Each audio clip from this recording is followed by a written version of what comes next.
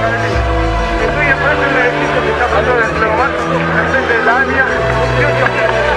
Están retirando. Mis hijos se han sentado. Quedó destruido, pide una ambulancia. Hay gente de...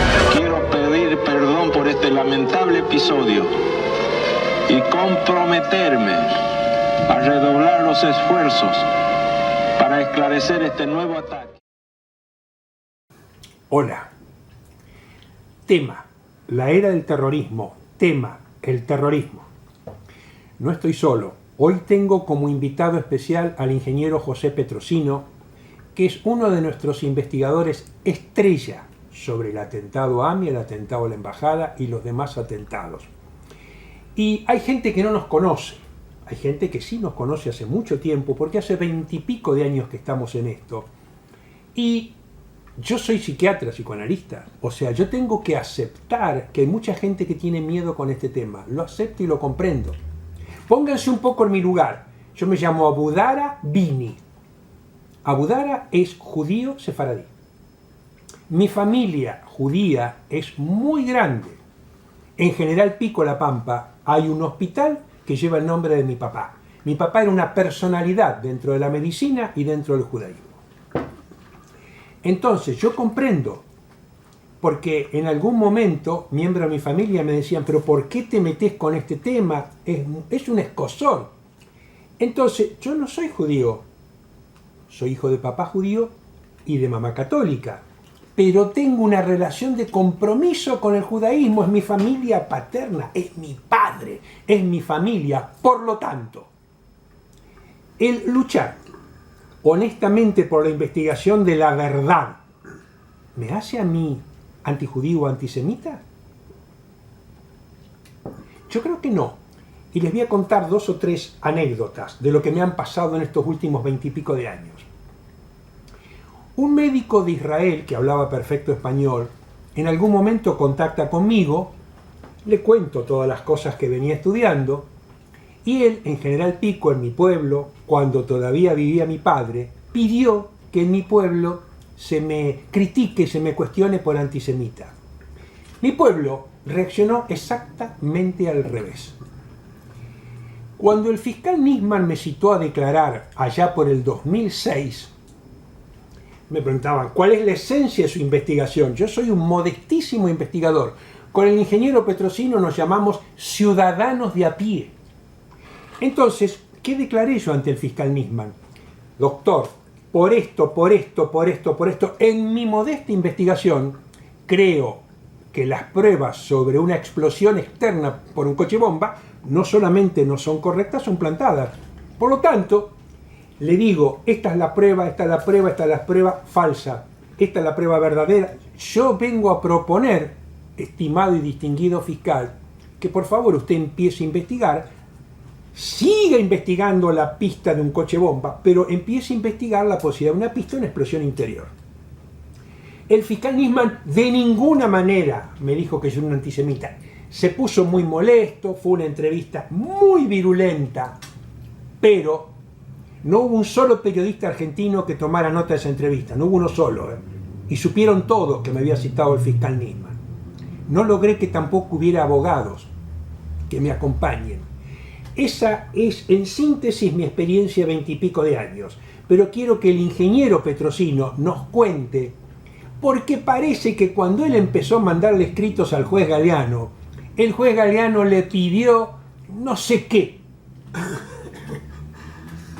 Yo le mando este mail, ¿no?, diciendo que el único, cuando empezó el juicio oral, AMIA, en el 2002, principio de 2002, en ese juicio la única incógnita que subsistía era que si el juez y los fiscales iban presos, porque la extraneidad de los acusados era una certeza.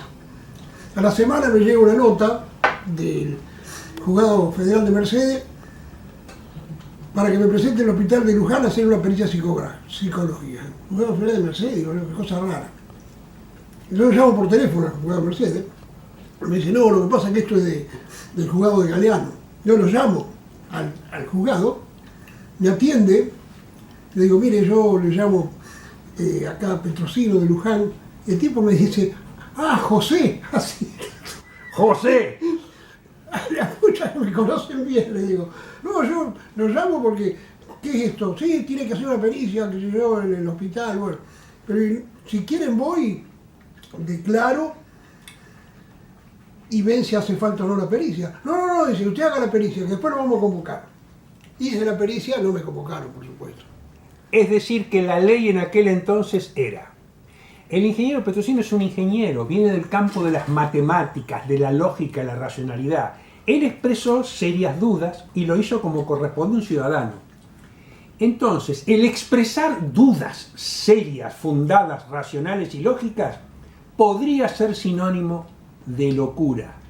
Entonces, se lo sospechó de locura, y acá está el síntoma maravilloso del juez Galeano, pero no se le permitió declarar.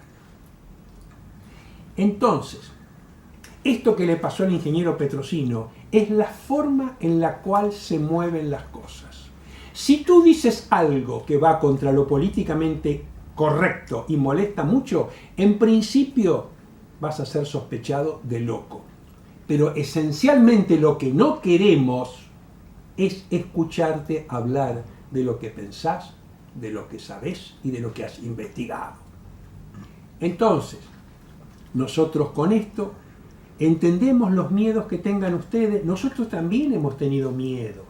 Por supuesto que hemos tenido miedo. Yo he tenido miedo de que me pase algo malo, he tenido miedo de que lastimen a mi familia, y he tenido mucho miedo de estar mortificando a mi padre judío y a mi familia judía.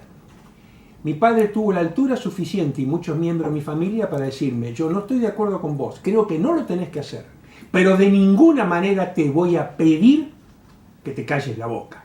Esta fue la conducta de la mayoría de mi familia judía. Y quiero decirles que en mi familia judía hay pesos pesados.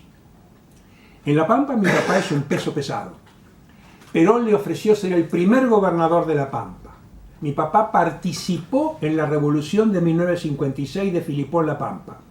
Pero además, mi primo, el marido de mi prima hermana, Alejandro Romay, fue el zar de la televisión argentina. Entonces, no estaban de acuerdo, pero a mí me honra ser parte de una familia paterna judía. Vamos a hablar de la era del terrorismo. Vamos a hablar de nuestros atentados, pero acá ha habido una era del terrorismo que empieza cuando implosiona la Unión Soviética y ese régimen que nos gobernó desde la Segunda Guerra Mundial hasta la implosión de la Unión Soviética cae. Estados Unidos se queda con un vacío de poder absoluto en todo el mundo y empieza la era del terrorismo, con los atentados en Kenia y Tanzania, luego el atentado de Lockerbie, luego los atentados a Argentina, el cenit, el Hollywood de los atentados en Estados Unidos, luego de Madrid, el de Londres, el de Bombay y los de París. Ahora, esta era del terrorismo, es verdad que nosotros nos ponemos mal, pero tenemos que comprender, porque no comprendemos cuál es la lógica real por la cual ese nuevo bloque de poder que llamamos la unipolaridad necesitó hacer esto. Recientemente me señalaba el ingeniero Petrosino que la lógica geopolítica de tiempos anteriores era para hacer un cambio, matar 20 millones de personas. Acá han matado a muchos, en cada país, en Irak, en Libia, en Afganistán. Es verdad, pero nobleza obliga. Acá ha muerto mucha gente en los atentados terroristas y en las guerras o pretexto del terror. Y ha muerto nuestra gente en la República Argentina, los dos atentados. Por lo tanto, nosotros vamos a honrarlos con un minuto de silencio.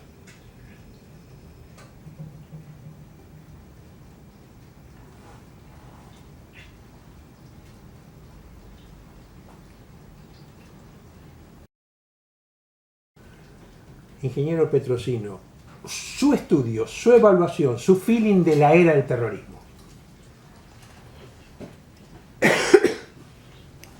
Bueno, de este tipo de terrorismo, porque este terrorismo siempre hubo. ETA, los terrorismos que había cuando había guerras, las ocupaciones, siempre los países ocupados, o sea, la resistencia eran mediante el terrorismo. Lo que pasa es que este terrorismo que ellos llamaron terrorismo internacional, ¿no? El terrorismo internacional es muy peculiar porque el terrorismo tradicional, digamos, que siempre hubo, siempre estaba localizado. No se extendía a todos los países, es decir, había un lugar, además no hacían atentados que no tuvieran, digamos, una directa vinculación con ellos, por ejemplo. Esa es una de las razones por la cual, por ejemplo, siempre Hezbolá ha dicho que ellos nunca hacen atentados contra gente que no tenga nada que ver con ellos. Es decir, por eso cuando desmiente Hezbolá en esa entrevista que le hace María Laura Viñolo, poco después del atentado a Lamia, en el Líbano, la gente de Hezbolá, el número 2 de Hezbolá, le dice: nosotros, si lo hubiéramos hecho nosotros, no hacemos atentados terroristas donde pueda morir gente que no tenga algún vínculo con nosotros, digamos, y si lo hubiéramos hecho nosotros, lo hubiéramos reivindicado, como siempre hemos hecho. Entonces quiere decir que si los investigadores de todos los atentados tenemos razón, y la mayoría de los atentados están hechos por Occidente. Claro, porque el terrorismo internacional, el llamado terrorismo internacional, es perpetrado por una red terrorista, ¿no es cierto? Es una red terrorista. Ahora, esa red terrorista, ¿cómo está constituida? La red terrorista está constituida por la CIA y los otros servicios de los países vasallos de los yanquis. Es la única red que podría operar en todo el mundo, no hay otra red que pueda operar en todo el mundo. Entonces, eso de que Al Qaeda, que inventaron, que no sé, que estaba en todos lados y no estaba en ninguno, que una cosa medio extraña, no tiene entidad, es una entelequia, no tiene entidad real. La única red terrorista posible es la integral, que fue la que perpetró los atentados. En el caso nuestro, por ejemplo, fue la CIA y Mossad. En el caso de lo del 11-9, fue la CIA, el CECID español, posiblemente el servicio secreto marroquí, el servicio secreto francés, todo eso participaron, porque hay rastros de que dejaron sus huellas, digamos. Bueno, Inglaterra lo ha hecho, obviamente, contrallar con la CIA, el 11. Bueno, después el máximo de todos, que es el 11-9, lo hizo la CIA. Así el FBI, digamos, la gente, ahí no ha intervenido nadie porque son ellos, digamos. Lo hicieron ellos, para ellos y por ellos. Ahora, es notable cómo esta red terrorista, que es la estrategia que crea el imperio yanqui cuando se produce la implosión de la URSS, para cubrir los vacíos, especialmente que se produjeron en Eurasia. Porque en Eurasia, el mundo árabe, justamente el centro de Eurasia es el mundo árabe musulmán. El mundo árabe musulmán estaba neutralizado cuando estaban Rusia y... O sea, ninguno era demasiado pro-norteamericano ni demasiado anti-norteamericano. Sacando, Arabia Saudita, que es una excepción, Israel, que no van a igual. Pero al caer la Unión Soviética, ahí se produce un vacío de poder. Por eso es que los Estados Unidos se ve obligado, por eso yo no sé si podía hacer otra cosa Estados Unidos que hacer lo que hizo.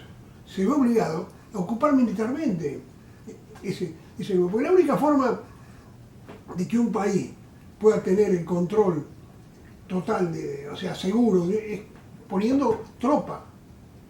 Porque si pone tropa, por ejemplo, si al presidente de Estados Unidos se le ocurre pegarle una patada en el culo a alguien que vive en Irak, le dice al jefe del ejército, que vaya un soldado y le pega, entonces el otro le dice a su subordinado, hasta que llega un soldado que le da la orden, vaya y pega una patada.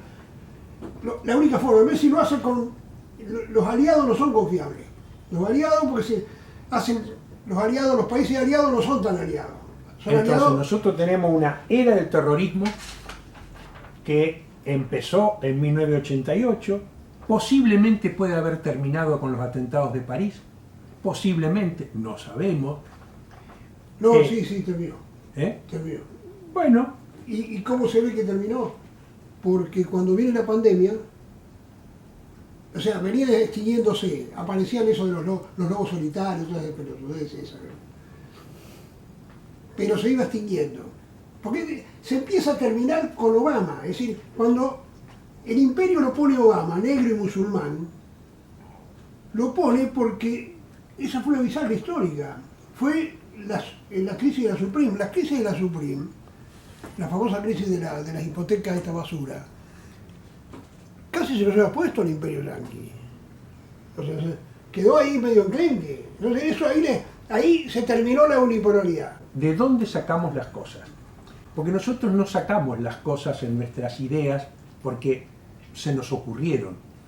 Hemos estudiado con otros investigadores todos y cada uno de los atentados. Y en todos y cada uno de los atentados hay una cantidad enorme de investigadores que dicen: la historia oficial de que vinieron los musulmanes y hicieron esto, lo siento, no va. Entonces nosotros vamos paso a paso. Primero, ¿la historia oficial le encontramos pruebas? No. Y da la casualidad de que cuando vemos que todos los atentados terroristas tienen como una versión común y una más posible, decimos, es muy posible que la mayoría de los atentados se hayan realizado por Occidente. Nos metemos de lleno en el atentado AMIA. Reitero, nuestro sentido respeto a las víctimas y a sus familiares. Vamos a distinguir el atentado AMIA en dos partes. Vamos a empezar con la participación internacional. Aclaremos una cosa. Cuando nosotros hablamos de participación internacional, no son ideas que se nos ocurren a nosotros, son hechos. Vamos a referirnos a hechos de dominio público que luego, infortunadamente, no se permiten que la gente los conozca con claridad. Un día antes del atentado, el ministro Rukauf en Washington, un día antes del atentado, al ministro Rukauf, ministro del Interior de Menem, se le explica, se le ordena y se le dice que va a haber un atentado y el culpable es Irán. Antes del atentado ya está el culpable. Luego ocurre el atentado. La República Argentina tenía un grupo de rescatistas especializados que había conformado el general Balsa, después del atentado a la embajada. Después que ocurre el atentado, no se le permite al ejército argentino entrar a ayudar a gente que estaba bajo los escombros. Luego, a 12 horas del atentado, el embajador argentino en Israel, a 16 horas del atentado, le manda un cable diplomático para que llegue al gobierno y diga: el premier Rabin de Israel manda una misión diplomático-militar a Buenos Aires para decirle al presidente Menem que el culpable es Irán. Un día antes del atentado, en Washington se le dice a Rukauf: el atentado que va a ocurrir mañana, el culpable es Irán. Antes de investigar el atentado, la Cancillería Argentina en Israel le dice a Menem: el culpable es Irán.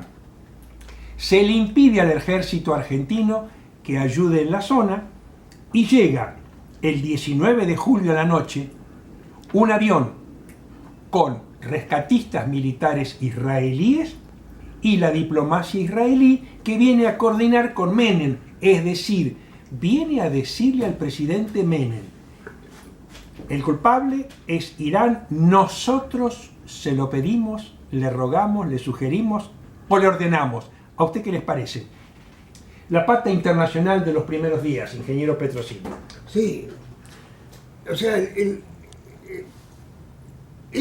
esto muestra, estos hechos que son probados, objetivos, tanto el viaje de Rukauf el domingo 17 a Estados Unidos sin una razón, es esto es lo que dijo Rukauf el día 19, lo que le dice a Noticia el día 19, 18, porque el mismo día a la tarde, porque esta fue publicada el 19, esta revista, que él estaba en Nueva York. Entonces ahí no dice acá no dice que habló con Warren Christopher, que era el secretario de Estado. O sea, Rukauf va a salir a Nueva York. Está en Nueva York con el embajador norteamericano a la tarde Incluso se habían encontrado también con la colectividad judía, con el Jewish, ¿cómo era? El AJC, el American Jewish Committee. Y lo llama, sorpresivamente, lo llama Warren Christopher, nada menos, el secretario de Estado de Clinton. Y le dice, no le dice, le espeta, lo culmina. Fueron Irán y Hezbolá. No que podrían haber sido, mire por ese lado, no fueron. Es decir, la orden era bien clara. El culpable ya estaba. Ahora ellos tenían que buscar las pruebas. Como Rucau era el jefe de la Policía Federal, que era la que hacía la investigación de campo, es obvio que las pruebas las tenía que buscar la Policía Federal. Cosa que hizo, las buscó, plantó pruebas, pero si uno las mira bien, se caen. Esa es la realidad. No. Segunda pata internacional, ingeniero Petrosino. Llega el avión con la diplomacia israelí y los rescatistas israelíes. ¿Qué función cumple la diplomacia? Ya lo dijimos, ordenarle a Menem quién fue, y los rescatistas israelíes. ¿Qué función cumplen que se le había impedido cumplir al ejército argentino? Claro, y con la gravedad de que hubo 2 días sin un rescatismo profesional. Entonces han muerto personas por esa falta de profesionalidad que hubo en las primeras horas, hasta que llegaron los israelíes, que sí eran, en ese sentido, tenían mucha experiencia. Pero como vinieron varios, entre ellos han venido de todo. Vinieron rescatistas, y vinieron agentes Mossad, y vino este hombre, Dov Shomorak, que había sido embajador en la Argentina, un peso pesado de la diplomacia iraní, que era, digamos, un enviado personal de Rabin, que es el que le dice a Menem lo que tiene que decir.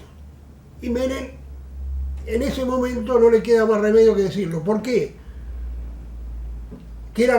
Porque el objetivo del atentado fue que Argentina rompiera con Irán las muy buenas relaciones que tenía.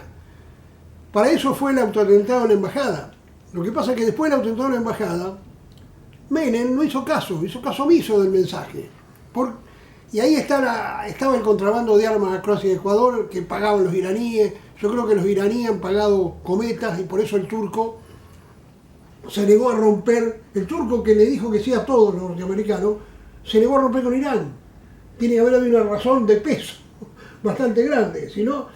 Sintetizando, antes de investigar algo en el atentado había 2 órdenes, una desde Estados Unidos al ministro Rukauf, otra desde Israel directamente al presidente de la nación. Órdenes, se le ordenó al gobierno argentino desde los centros más grandes de poder, Estados Unidos e Israel, que había que investigar para un solo lado, como dice el ingeniero Petrosino. Nosotros te decimos quién fue, ahora vos busca las pruebas. Esta es la parte de la participación internacional, son hechos. La entrevista a Rukauf es pública y quien publicó que el avión de Israel había venido con esas órdenes fue el periodista Verbitsky en un artículo clásico que se llama Infamia. Según el guión o relato oficial, los terroristas musulmanes, Hezbollah e Irán, compraron una Trafic, se la compraron a Carlos Tejeldín. Esa Trafic, la CIDE, que por supuesto la tenía descubierta, pero después se le perdió de vista. Entonces esa Trafic entró por la calle Pasteur y ¡bum! Embistió la AMIA y voló todo. Esa es la historia oficial. Vamos a decirles ahora a ustedes cuáles son los hechos que nosotros tenemos. Son los que el ingeniero Petrosino ha escrito en 75 millones de email a todo el mundo. Esta investigación que le decimos nosotros la conoce toda la República Argentina. Vamos a decirle cuáles son las pruebas oficiales que nosotros tenemos para decir que la versión del coche bomba no es adecuada. Prueba número 1. Para que haya un coche bomba tiene que haber un conductor que lo conduzca, tiene que haber una camioneta Trafic, tiene que haber restos de la explosión y todo eso tiene cada una su parte.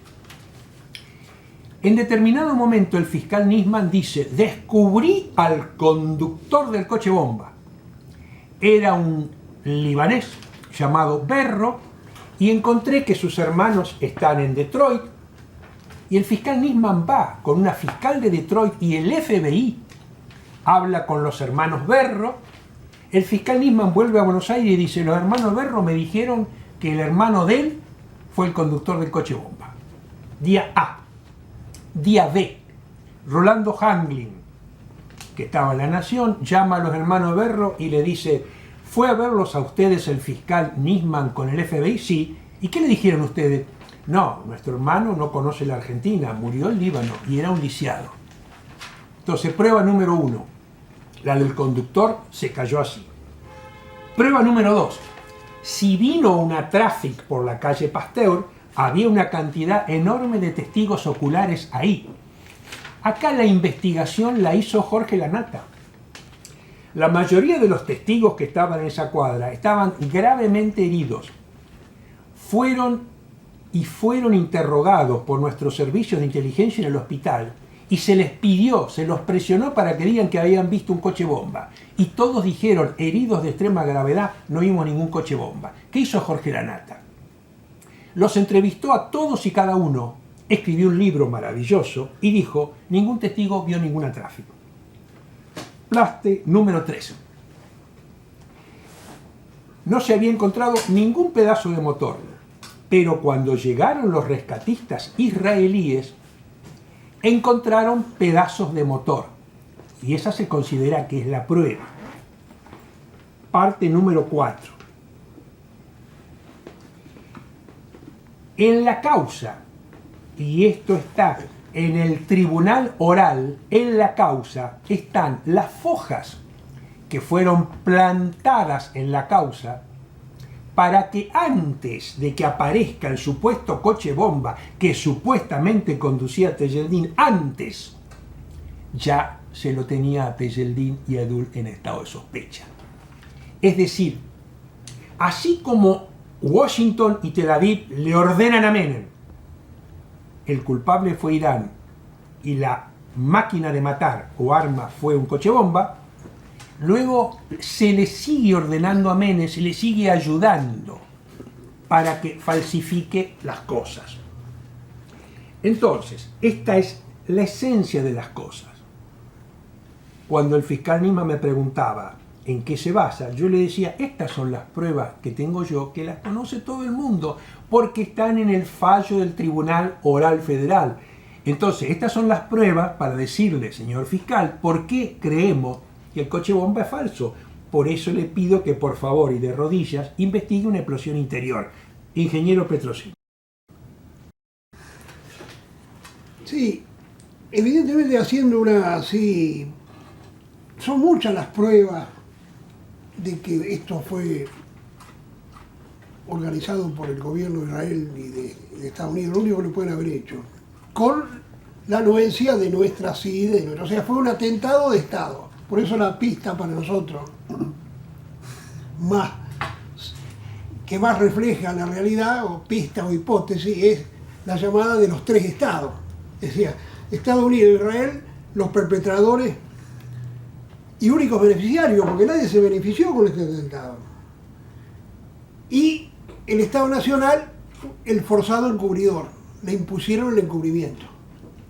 ¿Qué es lo que? Eso lo admitió el propio Kirchner cuando hizo una denuncia ante la Comisión Interamericana de Derechos Humanos de la OEA, que denunció al Estado español, al Estado argentino, de encubrimiento. O sea, Kirchner mismo, gobernante de la Argentina, acusa al Estado Nacional de encubrimiento. O sea, es bastante creíble el encubrimiento del Estado Nacional. Ahora, el Estado Nacional encubrió, no perpetró. La perpetración corrió por cuenta de expertos, porque eso no lo hace cualquiera. Los muchachos de la CIA y o el Mossad.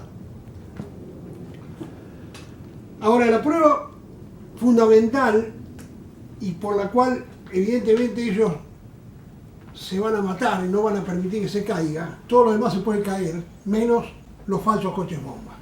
Los falsos coches bomba llevan justamente la culpabilidad a los musulmanes, en este caso a Irán y Hezbollah.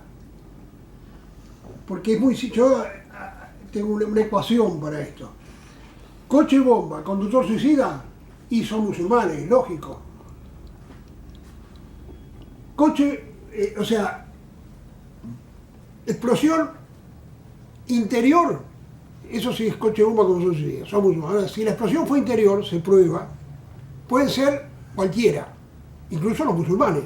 O sea, incluso los musulmanes podrían haber puesto la bomba en el interior. Ahora, explosión interior y pista falsa para instalar un coche bomba conductor suicida, eso no pueden ser los musulmanes, son los enemigos de los musulmanes, obvio. Esto es un razonamiento elemental. Y si uno suma un montón de otros elementos, los únicos que están en condiciones de haber hecho esto son los gobiernos de Estados Unidos e Israel, no hay otros. Que además fueron los que instalaron, los que impusieron instantáneamente la culpabilidad de Irán y Hezbollah. Como hipótesis a seguir, a Galeano se le impusieron, y Galeano nunca, el coche bomba además se le impusieron a Galeano los rescatistas israelíes. O sea, hasta que llegaron los rescatistas israelíes el 19 de la noche, 19 de julio de la noche, Clarín, el 20 de julio, o sea, todavía no habían llegado los rescatistas, Clarín publica un artículo en donde le hace una entrevista a un experto de gendarmería, y el tipo de gendarmería le dice, mire, la explosión fue interior, cerca de la puerta seguramente. Y seguramente, dice él, han entrado los explosivos por los techos. Pero exactamente lo que ocurrió. O sea, eso lo publicó Clarín, que se lo había dicho un experto de gendarmería. Es decir, ya al otro día llegan los rescatistas y bueno, al otro día ya Clarín empieza a decir que bueno, que había dudas, que ya empezaron. Al principio, el primer día, para Clarín no había duda que la explosión había sido interior. Hasta el 22, digamos. Y ya el 22-23 ya los rescatistas israelíes instalaron el coche bomba, hablaron de un cráter que decía, no sé cómo lo sacaron una foto, como son restos, no se sabe dónde. Vamos a aclarar otra cosa de hechos. Primero, hay una sola investigación judicial donde se investiga a un sospechoso iraní. Es el juicio que se le hace en Londres al quien era el embajador iraní en Buenos Aires al momento del bombazo, el embajador Jaidi Soleimanpur. Londres le pide a la justicia argentina, mándeme todas las pruebas que tenga contra este iraní. La justicia de Londres, que no es amiga de Irán, examinó miles de fojas de la justicia argentina y dijo, contra el embajador iraní al momento del atentado en Buenos Aires no hay una prueba, no hay media prueba, no hay un cuarto de prueba. No se le ha permitido saber a la población argentina que un tribunal londinense del primer mundo, enemigo de Irán, dictaminó contra el embajador que estaba al momento del atentado, no hay una sola prueba. Entonces, nosotros hoy le estamos compartiendo a ustedes nuestra investigación. Nosotros no tenemos bola de cristal, ¿eh? El ingeniero Petrosino se peló las pestañas hace 20 y pico de años, tiene un estudio erudito de la causa AMIA, donde sacamos la mayoría de las cosas, del material periodístico y diplomático, y esta es nuestra humilde versión y aporte a la verdad. Ustedes, les recomiendo como psicoanalista y especialista, comparen lo que le decimos nosotros primero con hechos. Busquen ustedes a ver si encuentran estos hechos. Y segundo, comparen con los que les van a decir las nuevas versiones de la historia oficial en los próximos aniversarios. Soy Oscar Abudaramini, nos está filmando Enrique Bosch y tengo a mi lado al ingeniero Petrosino, con el cual hace unos 20 y pico de años que estamos trabajando estas cuestiones. Quiero agradecer muy especialmente a Thierry Meyssan, porque allá por el 2006 coincidimos con el ingeniero Petrosino, que estábamos demasiado solos, y fuimos a pedirle ayuda a Thierry Meyssan. Y Thierry Meyssan no solo nos dio ayuda, él investigó el atentado. Y en su prestigiosa red Voltaire nos empezó a publicar nuestras pequeñas cositas. un saludo para todos y nuevamente nuestro enorme respeto por nuestros compañeros argentinos que están llenos de miedo con este tema. Pero es nuestro deber con las víctimas, con los familiares de las víctimas, decirle. Podrá caerles mal lo que le decimos nosotros, podrán no estar de acuerdo. Esta es nuestra humilde investigación. La investigación del ingeniero Petrosino está diseminada en 70 millones de emails a medio mundo. Políticos, diplomáticos, periodistas. Yo fui citado por el fiscal Nisman a declarar. Y a nivel internacional, Thierry Meyssan recogió esta investigación nuestra y en los Estados Unidos me invitaron en 2018 a hablar de nuestras investigaciones sobre la era del terrorismo.